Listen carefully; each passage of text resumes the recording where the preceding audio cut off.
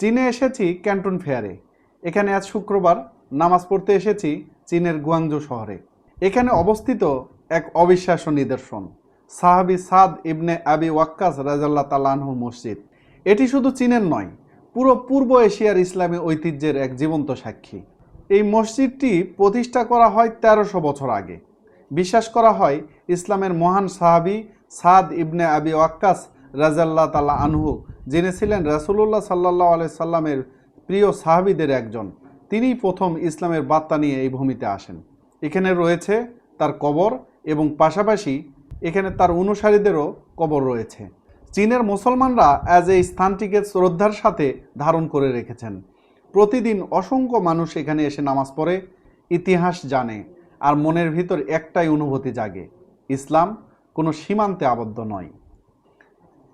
আমি যখন এই মসজিদে প্রবেশ করলাম তখন এই মসজিদের প্রতিটি দেয়াল, প্রতিটি পাথর যেন ইতিহাসের কথা বলে।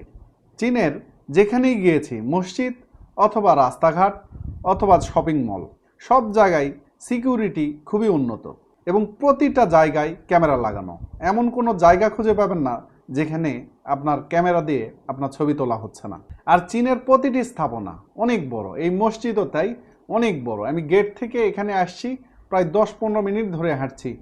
চীনের এই প্রাচীন মসজিদ যেন আমাদের মনে করিয়ে দেয় ইসলামের ইতিহাস কেবল মধ্যপ্রাচ্য নয়, বরং পৃথিবীর প্রতিটি কোণে ছড়িয়ে আছে আল্লাহর নূর।